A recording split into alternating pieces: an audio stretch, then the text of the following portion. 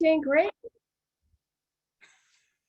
Great. We have a little recording, little robot there. We're being recorded, and just want to mention that we do record all of our webinars and we put them on our website, which is kdisonline.com. And welcome everybody. We have a great group today and a big group. And I'm in Florida, Kevin's in California. And Kevin, how about those Rams? Celebrating the Rams. Yes. It's pretty cool. It's good. It's nice. It was a good game and enjoyed it. And yeah. Yeah. It's exciting. It's the first Super Bowl in quite a while, Super Bowl win. And right there in that new football field. And I haven't seen the field yet. I haven't been down there or anything, but it's supposed to be really a great place. So now that they're world champions, I can go, next year and get my little Rams hat and everything. And exactly. Go to a couple games. Yeah. Exciting. I saw it under construction when I was coming. Yeah, we were here. Yeah, that was quite a project. And I used to live really close to there. I know that was the old Hollywood racetrack, I believe. That's it. Yeah. So it's a nice location close to the airport. And well, that's exciting. That's great. Yeah. Congratulations, Los Angeles, and to the Rams. And this is our second webinar, Kevin, of 2022. We have a great crowd with us today. Good. And we're going to talk about some interesting trends that you're seeing, that we saw in 2021 that are affecting us in 2022. Yeah. This is going to be a depressing webinar, guys. It's not going to be fun. What we're basically going to do, and if we look at our goal, is to talk about the three top trends of 2021, and we're going to add social inflation to those three top trends. And you're going to see that because of that, there's a significant rise in the number of claims that we're going to see, which will really impact coverage over the next several years. And we're talking about all kinds of coverage, not only just D&O and umbrella, a GL policy or property. It's going to impact coverage for quite a long time. Absolutely. And, Kevin, these associations, they're just getting bigger and bigger, and they're adding more amenities. They're adding commercial businesses. They're adding, swimming pools and marinas for boats, etc. So they're really getting bigger and bigger and more expensive, right? Yeah. I mean, you're looking at these new associations there. I mean, you're talking about $1 million places now, and places where you weren't used to having $1 million places. And so it really is adding up to these multi-million-dollar not-for-profit organizations are run by untrained volunteer board of directors. Absolutely. I mean, when people volunteer for the board, a lot of them think it's going to be a fun way to meet the neighbors and socialize a little bit and have a hobby and just look at it as something fun to do. But it really is truly a business that they're running. And that's the point. And it's changed. The business has changed over the past couple of years. I mean, historically, we had to do things like manage finances, enforce the documents, collect assessments. But now they deal with a lot more structural things. They have to deal with a lot more issues that they never had to face before and not trained to do it. And I would say if one trend we'd love to see coming up this year or next year, and it has to happen, is that if you are a not-for-profit board member of a community association, get some training. Training has to come. Maybe some, 30 hours or 15 hours or 10 hours a year on just the basics of community association. What is a community association? What the responsibilities of living in a community association? They need it, because if they have that, then all of a sudden you may see some of these trends that we're going to be talking about a little bit maybe diminish and not as significant. Absolutely. And now, what are these trends that you're referring to, Kevin? When you talk about these top community association trends, what are you seeing happening in the industry? And it's kind of interesting because there are three, when you say them, it will hit home for you. Number one is a Champaign Tower South, the Surfside, Florida collapse. That right now is the biggest thing that happened last year and will have significant changes throughout this next several years. Next one is COVID. Yes, last month, remember, Sherry, I said no more COVID talk, right? We're done COVID. That's right. We were all done with COVID, we thought, but it's back. Yep. Now we have post-COVID stuff to worry about and the trends that's going to happen. And then this new thing, this nuisance thing that's happening. And we live in a different society now where you're either on the red team or you're on the blue team. And the red team like the blue team like the red team, and we're all creating nuisances against each other. Things like discrimination and bullying and harassment. We're seeing a lot of it these days. It's like we're all back in high school and we're going to to lunch in the lunchroom, Hmm. Yeah. Absolutely. Yeah. Yeah, exactly. There's probably a lot of the stress, that's been going on as well in society, that's carrying over into the associations, which makes sense. Yeah. Yeah. And the Champlain Towers, the Surfside collapse, Kevin, I think that was a shock to everybody in the industry. That was a big wake up call. Yeah, and it was. And you talk about something that happened June 24th, last year, June 24th, 12-story building, Surfside, Florida, partially collapsed. It happened at 1:30 a.m. And you're talking about the death of like 100 people, and we still don't have a total count yet of many people. And it's amazing from an insurance point of view, from a community association point of view. We never believe that much can happen. I mean, we've seen balconies collapse. We've seen stairwells collapse. We've seen, all different kind of things, but we've never seen this much damage occur in one time. And as a result of that, we're going to see things that we just haven't seen before. Mhm. Yeah. And the maintenance, that I was reading some articles about it, and obviously the board knew that there were structural issues and they needed to be addressed and that kind of a thing, but unfortunately they put it off. Yeah, and this is the thing. We call it like the perfect storm. Okay, you had really several factors there. You had construction defects, you had environmental factors, poor code enforcement, poor maintenance. But you're right. The main reason is because the refusal of the board of directors there to really pass special assessment and to do their job, deterioration. I mean, that's if you look at the end of the day, the job of the board of directors, the association, is to maintain the common elements from deterioration, loss of value, and public safety. I mean, that's their job. That's what they have to do. And for some reason, they lost sight of that thing. They really, really have lost sight of it. And if we look at this whole thing about deferred maintenance, because that really is the number one issue today facing community association. You're looking at all these associations out there after years and years of neglect, poor decisions out there, deterioration out there in the community association is the big thing that we're going to see right now. You look at all these associations are now 20, 30, 40 years old. Okay. They're not prepared. You're going to start seeing declining property values as a result, and lots of unit owner dissatisfaction. And that's what we're talking about here. When that nuisance stuff comes about because unit owner dissatisfaction. The fundamental duty of a board is to maintain and repair the common area. Now, here's this problem I see is that the unit owners there are unwilling to pay higher monthly assessments or pass a special assessment. Right. The board is concerned if they're getting pushback from people saying that they don't want an assessment, they don't want their fees to go up, their HOA fees, or to pay a $5,000 assessment. They have pressure, right, to not raise those. I mean, it's funny. Every time I go to Florida, right, and you talk about these things, the first thing they tell me is that we don't even buy green bananas. We don't buy what? Green bananas. Green bananas? Yeah, because again, they don't think they're not worried about the long-term effects. So. Oh, right. Okay. Right. Yes, right. yes, Right. yes. Yeah. Unfortunately, they're not thinking, big picture that if we don't do it today, in 10 years, what's going to happen?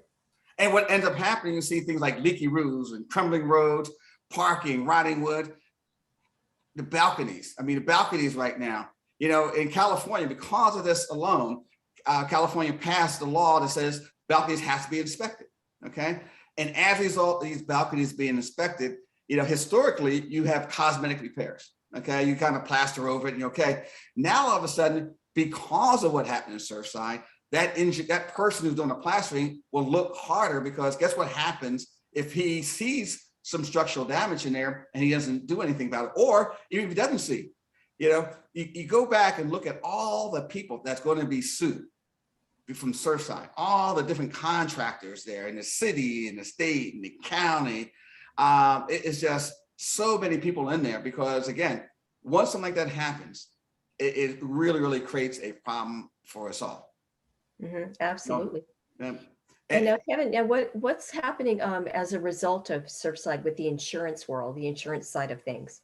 And I would tell you right now, we're going to see more restrictive underwriting, not only on the insurance side, but lenders also requiring it also. And from the lender point of view, is really interesting because the lenders are saying, we want you to sign a document, sign an application said that you don't have a special assessment up, you don't have, cracks, you don't have these problems right now.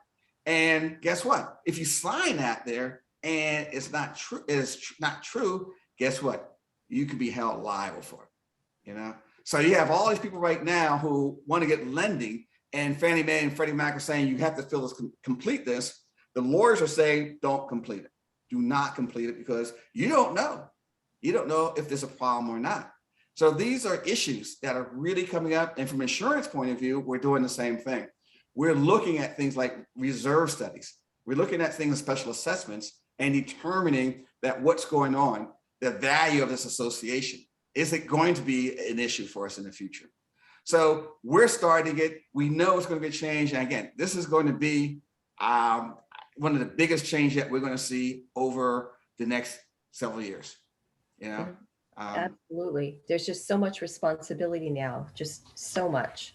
And like you said, if you sign it, you are liable. Yeah. And the ultimate challenge for the board is that how do you get people to repair and maintain something they can't see?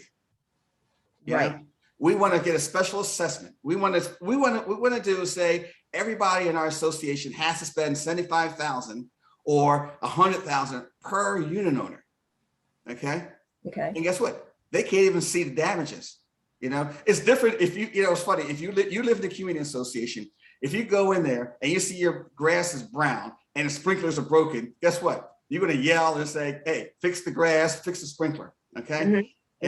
But if you don't see those leaky pipes, okay, you don't see the crack side, or if you don't pay attention to it, those things get worse and worse and worse. Right. The structure, people don't see the structure, the inside of the building, behind the walls. They're not aware of that. Even if you show them a report, they might say, well, it's not that bad. We don't want to pay the $10,000, that kind of a thing. So let's talk about the critical tool. I mean, there's one tool out there that they really have to understand. And if one messaging it out there from this whole Surfside thing is that you have to be prepared for the eventuality. You have to have financial money set aside to maintain, repair, and replace the wear and tear on a community association. And right now, and we're pushing this, is a reserve study. Reserve study right now is the best way for community association to deal with neglect and deterioration. What a reserve study does is allow them to budget properly so they can really understand what it takes to move to the next level. To me, it's the ground floor. Without that reserve study, you have no idea what you're budgeting for, where you're going to go, and what happens next. You're basically going blind. Yes. Without a reserve study, Kevin, right? That's how important they are. They're your blueprint. Yes. And right now, there are only 9 states that requires a reserve study.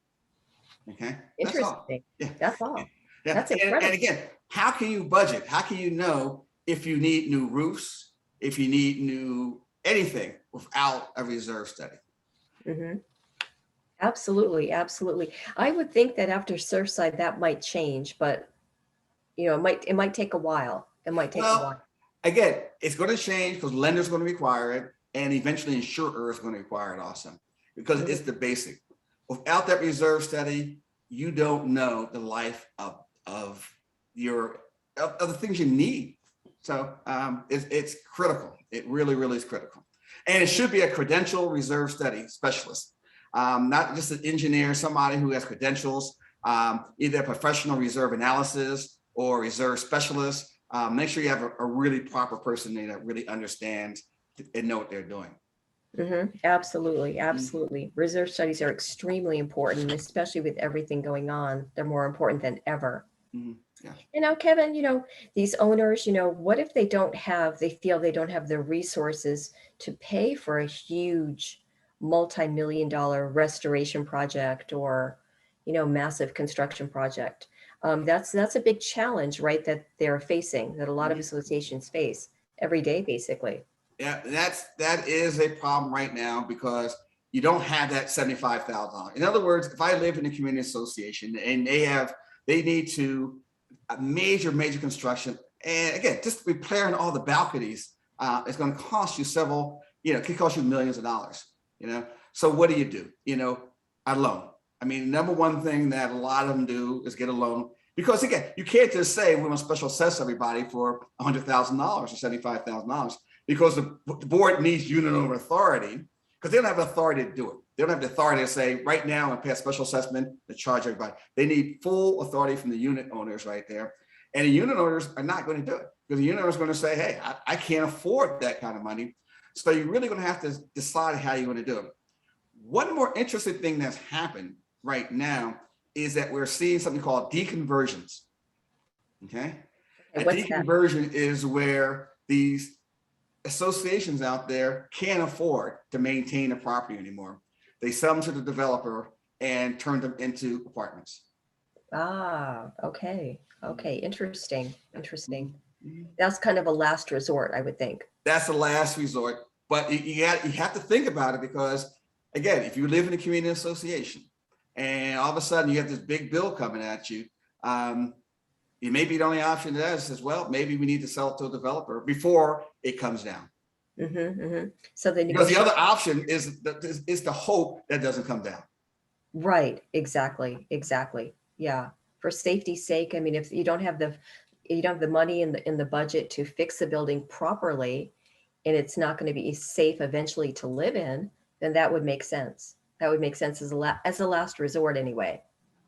hmm Okay. So we do have a couple questions that came in, Kevin. Do you want to wait till later to Let's get to wait the? till later because it's Okay. sure Okay, we'll have thanks for your time. questions. Thanks for sending in the questions, everybody. Feel free to keep sending them in the Q&A box. And at the end of the webinar, we'll answer your questions when we have time. Mhm. Great. Now, Kevin, so let's talk about post-COVID concerns. We had said like last month, we weren't going to talk about COVID anymore, but Mhm. here we are. We're going to talk about like what's happening now this year because of COVID last year. Yeah. So how has that changed the board's responsibility and, what's going on in that area? It changed in a lot of ways. I would say the first way of changing is enforcing the rules differently. Historically, the board's number one responsibility is to enforce the rules of the association. Now you have these new rules out there, like mask mandates. Okay, you have to wear a mask in common areas. Okay, now what happens if you don't put the mask on? Okay, well, what happens is this. And it happened is that the board started fining individuals for not wearing their mask. The problem, though, is that where does the board has the authority to fine them anyway? Does the board have that authority to say we're going to fine you for not wearing masks? Or get or have vaccinations or have COVID tests? Where is it that gives them authority to do these things? Right. Now they can say, well, the state says this or my county says this, but can you enforce a mask mandate in a community association? Right, because it is private property. Yes. It's private property. So Mhm. you got private, public, the local laws, the county laws, etc. And if it's not in the CC&Rs, Mhm. which is their Yeah, rules, exactly. Yes. you know what I mean? Yeah. If the testing or the mask Mhm. mandates, etc., are not in the CC&Rs, then how can they enforce it? Yeah. And they can have state, but the problem is so much confusion out there. The CDC says one thing, the state says something else. If your state's running for governor, or if you're in a blue state or a red state, they may say it's okay, they can't say it. And again, right now, if you are a board member of a community association, okay, you have to decide on vaccinations, mask mandates, COVID tests. Those are the three things you're gonna have to worry about. And again, do you have the authority to enforce anything? Right. I Now, remember we had talked about last year, we talked about the example of the association. I can't remember if it was in Florida or not, but where they had told a person who had notified the board that she had tested positive that she had to quarantine in her condo, remember, for 2 weeks or something. Mhm. They said, you can't leave your condo for 2 weeks. Yeah. And she Said, "Oh, sued how can you for, tell me to-" Yeah, false imprisonment or something like that. Yes. right. Yeah. Yep. That's it. Yeah. Yeah, but associations are kind of, caught between a rock and a hard place. They don't know what to do. Mhm. And they're just kind of making it up as they go along. And here's the second area. The second problem is rising costs are going up and continue to go up. Inflation has hit community associations and they don't know it yet. Mhm. You look at the utilities, the water bill, just think, you have people who living there all day long, as opposed to going to work, their water bill's higher. Okay. Now on top of the inflation that's going, it's going to cost more. The taxes up, insurance comes is more. The professional fees are going up. Everything is starting to rise if you live in a community association. And the problem is you're not increasing assessments. Right, Yeah. right. Well, that will probably come later. No, well, this is it. Yeah, but come on, you live in a condo association, right? A community association, right? Oh, HOA. HOA. So what happens is you go to your annual meeting and your president's happy because guess what? Here's another year we did not have to raise your assessments. 3 years in a row we haven't raised assessments. I mean, isn't that what you're meeting? And you're clapping, right? Because you're happy you should pay more. But in the meantime, inflation is hitting community associations. The costs are rising. To get a landscaper out there, especially now after, again, you're talking about post-COVID, you got to find landscapers. Yeah. Right. It's hard to find people now to do work. It's hard to find workers, basically. Yep. You got to find contractors. You got to find these people out there who are willing to do it and at a lower rate. The rates are going up and assessments are staying the same. That is going to be a big problem coming up. Yeah, repair costs and getting things fixed like roofing and et cetera. All kinds of construction has gone up with lumber and everything has just gone through the roof. Exactly. And the final thing here is working from home. Working from home is a major issue for community associations because if you live in a community association, okay, and historically, if you're on the board of directors, you worried about, maybe from 4 o'clock to 10 o'clock is your hours you have to worry about. But that's when people are outside or people in your community. People in the community association all day long now. And right now I'm sitting here in my room. I can look out my window and I can see, what's going on. Now I live in a house, but I couldn't imagine if I'm living in a condominium association, I'm looking at that window and I am seeing things that I do not like what the board has done. And so you're there from 8 o'clock in the morning to all day long, as opposed to coming home from work at 4 o'clock in the morning. So you're spending a lot of time judging, criticizing, and talking about the things that the board's not doing right, or the bench company not doing right, or the employees not doing it right, or my next door neighbor's not doing right, or they're parking in the wrong spot. I mean, all these issues are coming up from one simple thing, that they're home all day long. That is giving a rise to tremendous amount of claims, all because of COVID. Yeah, in my neighborhood, in the homeowner association, a lot of people are working remotely and started, last year or a couple of years ago. And you see the complaints on the Facebook page about the landscapers. That's like the common theme, landscapers, and they did this and they did that, or the dogs, COVID pets, that's it, COVID pets. So it's like the same cycle of complaints. Yeah, everybody went out and bought their COVID dogs. The time, so they have time to complain, Absolutely. Okay, so that's what's going on with COVID, the concerns with COVID. And I did want to take a second here to mention, Kenny says COVID canines. Okay. I did want to take a second to mention that I record the webinar, mention it again, and I put the recordings on our website, which is kdisonline.com. And feel free to listen to today's webinar and all of our past webinars. So now we're going to talk about the nuisance trend that you're seeing, Kevin. Now, this is discrimination, bullying, harassment, basically neighbors having trouble with other neighbors, correct? Is that? And the board having trouble with the board, exactly. Yeah, having an issue with the board, etc. So what are you seeing in that area happening? Okay, when it comes to something called nuisance is any interference with the use and enjoyment of the property. Okay. Now, can you imagine this day and age where we have our red shirt on, we have our blue shirt on, and something that interferes with my enjoyment of the property? It happens a lot. okay? Mhm. And it's the board's responsibility to do something about it. So if I don't like something that you're doing because you have a red shirt on or blue shirt on, I'm going to say you're discriminating, you're bullying me, you're harassing me, you want me to do something I don't want to do. I don't want to wear a mask, okay? I don't Mhm. want to have a vaccination, and I'm being mistreated because you, president of the association, you know, these are the things that just think about all the different things you have to enforce. You have to not only just masks, okay, but you and the pets. We talk about masks and pets, but you got things like signage, okay?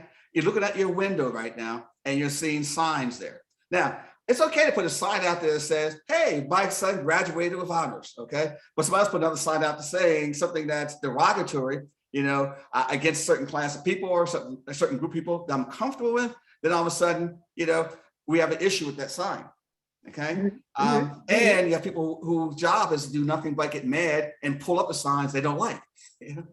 And Mhm. then you have to define what a sign is. Is that a sign or a banner? You know, well, we're not allowed to have signs out, but it's a banner. These things are just creating kind of problem. You got smells, you got noise, you got smoke. Mhm. Okay, all these Mhm. different things create problems. We had a situation where somebody was roasting meat on their balcony. The Oh. person upstairs complained because the meat was non-kosher meat. Oh, okay. Okay.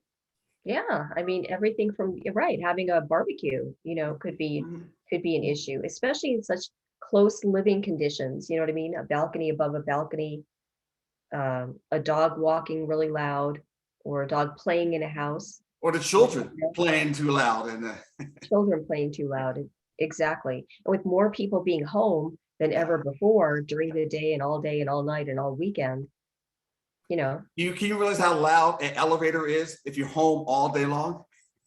yeah, I mean, you don't think about the elevator if you're just coming home after work and you've been gone all day and, you're just there for a few hours and then you're gone the next morning. But when you're there all the time, you hear it. Yeah. Hmm. And so you got these people who complain, who are disillusioned or don't like what's going on, and every rule is either unfair, discriminatory, unreasonable, or unenforceable. You know, Hmm. because they know their rights. They know they're living in a place that they should be living in and it shouldn't be a problem. And these are the same group of people who've never read the governing documents or never attended a board meeting. Hmm. Hmm. Mhm, Absolutely. I can think of a noise complaint that actually a friend of mine, he has a dachshund, which is a little tiny dog. mhm. And the neighbor below was complaining about the noise when he'd throw the ball and the dachshund would go after the ball. So he actually bought all this expensive sound equipment to record the sound. And he went to the board and presented it to the board, and Mhm. it dragged out for about a whole year. Yeah. And then eventually it resolved. Mhm. He ended up winning because he had his audio recordings of the sound. And again, that's the point there. It creates a nuisance because we live in a world right now where you either have a red shirt on, you have a blue shirt on, and it's becoming a big problem. And right now, and we expect to see more and more and more. So now, let's kind of see what we got here. So we have all this issue coming out from Surfside. Okay, then you have post COVID, and all this stuff creates a nuisance for community associations, and that's what we're talking about. All these things creates a nuisance, a problem for community associations. Now, historically, that may cost us, from the insurance side, $30,000 on a GL policy or $50,000 on a GL policy, maybe $20,000 to defend on a D&O policy or $30,000 to defend on a D&O policy. The problem today is something called social inflation. And we've talked about social inflation several times. And quickly, what social inflation is that what we're looking at is that the verdicts, the defense have risen tremendously because of social issues. Okay, Mhm. Mhm. because millennials, they now on these courts, and what they want to do is hold people accountable who are not doing anything they should be doing based on their beliefs. Now, I'm just giving you a easy, quick idea of what's happening. So what happens now is that whenever these things go to trial, and right now insurers do not want to take this thing to trial because they know it's going to be a limit loss. So if you have a $50 million umbrella, okay, and you go into a court, all of a sudden we know we're going to lose $50 million. We have a $5 million umbrella. We know we're going to lose $5 million. So they know that right now. So a lot of these things are being settled before. And you can ask any attorney out there and they all say the same thing. I can't believe the insurer settled that. I can't believe the insurer settled it. And insurance does go full circle, because there was a time where they would fight everything. They'll spend $30,000 to fight a $10,000 thing. Now we're in a part where we can't predict what the jury's going to do. So what we do is say, let's settle. Let's give them $1 million because we have a $10 million umbrella on it, and we may end up losing the whole $10 million. Okay. So that's because you're seeing nuclear verdicts, right, Kevin? Exactly. And a nuclear verdict is any verdict generally more than $10 million. Okay. Something that we've never seen that much before, but now we're seeing individual unit owners who live in condominiums get awarded $30 million or $40 million, okay, because of some accident, because the board failed to maybe trim the trees, or because there's an accident on the road and they put the proper cones out, proper signage out.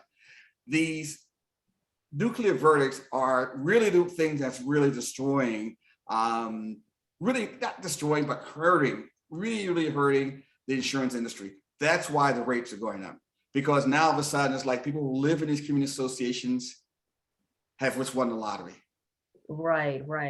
And if they realize, if they see that in the news, that somebody did get 5 million or 10 million, it starts, they might think, well, I'll go for it, and, if the juries are awarding that kind of amount of money, then why not? It might encourage other people to do it. And then it just gets becomes extremely expensive. And again, that's where we're at right now when we talk about insurance. Historically, we talked about this really broad contract with high limits and relatively low premium. Guess what? Days are gone. Those are going away. That's not going to happen anymore. And if you look at the D&O market and the umbrella market, it is shrinking. And again, the reason why is because of nuclear verdicts, social inflation, nuclear verdicts. The other thing that we're talking about, the post-COVID, the Surfside thing, those things will be around for a long time. But when we start seeing lawsuits from these things, it's going to be pretty high. And that creates the problem. Absolutely. That's why insurance is really important to have. Yeah. And now, let's talk about, you're saying that the broad coverage is going away, so it's going to narrow the coverage, and high limits are going to be, prices are going to go higher, the premiums are going to go higher. And the claims you're seeing, we talked about the different claims examples. Where are they coming from, Kevin? It's interesting. I'm glad you said that, because when you look at the country, if you happen to live, if you go on the East Coast, anywhere from New England all the way to the Florida Keys, if you're on 95, if you're anywhere east of that area, you're gonna have a claim. It's gonna be an expensive claim. Coastal sections. All the coastal areas, you're gonna have claims. That's where it's at. On the West Coast, where I live at, you have anything west of I-5, from all the way from Washington, Canadian border, all the way down to Mexican border. That's where you're gonna see west of there. You're gonna see nuclear verdicts, social inflation there. You'll see some around the Great Lakes area, in the Texas area too, near the Gulf of Mexico. First, near water. When you're close to water, you're going to see that, and you will see the change happen there faster than anywhere else. So in those areas, you're going to see shrinking coverage, higher rates, higher deductibles, less coverage in those areas, more so never seen before. Interesting. Okay. And now we've talked about the trends and the changes that you're seeing, and the problems associated with it. So what can we do about it? What can associations do, and what can be done to ease the pain, or actually help the associations not get hit with such, or if they do get hit with a claim, be able to handle it better and handle deferred maintenance better, et cetera? This is the one thing that we, as an organization, said we have to make sure that the association understand there's a basic thing they have to do, and that is get a reserve study. There's nothing more important to get a reserve study, because a reserve study is a plan that you have to follow. It's not the be all to end all. I mean, also, once you get a reserve study, you have to fund it and use it to spend the money, something that Surfside didn't do. Surfside had a reserve study, but they chose not to fund it. Well, no, they did fund it a little bit, but they never spent it. So But you got to start from someplace, and we Were they believe the going kind reserve of slowly? They were going slowly, not really acting quickly on, Yeah. and it was an immediate situation that needed to be immediate done. situation. Yeah. So what we're saying right now is that we want to let all of our associations that we're involved with know, get a reserve study. Even only 9 states say you have to have one, get a reserve study and start planning properly so that you don't end up in a situation where you need $100,000 per person to fix it, or your building comes down. So the basic floor is that I think you have lenders, insurers, and other people will mandate these things in the future, but we're saying doing it now. And it's so important to us that if you have a reserve study by a qualified reserve specialist, then we may be able to give you a discount on your D&O policy. Okay, depending on what it looks like, depending on several factors, but we want you to do it. That's how important it is for us. If you do that, let us know, send us a copy of it, and we'll look into it, and we'd be glad if we can to provide some kind of a discount on your policy. Fantastic. That's great. Wonderful. Great. Thank you, Kevin. And now, do we have time for a few questions? Sure, let's ask some questions. Okay, let's see. We have a few that have come in. Let's see. Okay, the first one is from Steve Layden. Thank you, Steve. Steve Hey, says, Steve. Yeah. All-time client of ours for many, many years. yes. I've heard from Steve a few times. Yes. Mhm. Steve says everyone's E&O will be called in on claims. Okay, I'm not sure. Yes. Yeah. Perfect. This is interesting because if you think about Surfside, who is responsible for what happened in Surfside? If I'm a lawyer, okay, I'm a lawyer in Florida right now. Who am I going to sue? Can you imagine the number of people you're going to sue at Surfside in Florida? It's just too many to even mention. Yes, everybody needs to have, including the insurance professionals who sold the coverage, because you're talking about such a low limit there. How many people died? And it's what, the limits are so small. The umbrella was like $15 million, $15 million umbrella, which is nowhere enough. We are talking about 100 people For a very large building with a lot of residents. Yeah. Yeah. And the people on the other side of the building, Other people outside the building who's now can't live there anymore. It's so much stuff happening there, Yeah. Can you imagine? You have the person who actually, the original contractors there, then the person who approved the contracts, the person who actually built the building, the building inspectors, everyone is going to have a lawsuit. Everybody. Yeah. Even the city, the county, that did the inspection. Yeah. So, everybody has connected to anybody connected to it. Yeah, Steve's right. It's a good point, Steve. Yeah. Thank you, Steve. Steve wrote in a couple more things. He said, reserves are great, but you have to factor in inflation. That's true. Yeah. Steve says probably with increasing assessments, it will have an impact on the cost of selling their units. Very good point. And it would be great if everyone could live in harmony, but that is why you need D&O insurance.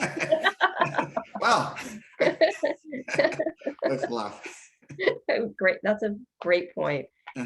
Let's see. And then Kenny says, has the advent of social media platforms like Nextdoor, where it's very easy for neighbors to communicate and find out about shared community concerns and pain points, contributed to social inflation? Yes, excellent point. Okay, basically what's happening here, social media has created a major problem for community association. The reason why that people put their opinions, a lot of disgruntled people out there. A lot of people have grievances against everybody. And once you don't like your manager, or you don't like your person who handles your pool or your landscaper, we have no problem putting in things in there that are creates a problem.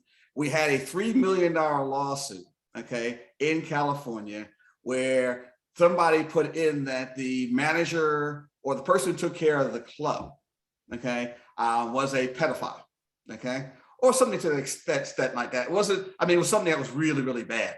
Yes. And so we ended up finding out what it was, and they ended up, filing a lawsuit, and it was a $3 million judgment against the community association. So right now, yeah, social media is going to be a really problem because we love to air our grievances and we like to air them, anonymously, but we kind of trace it back to that somebody from that community association. It does create a problem.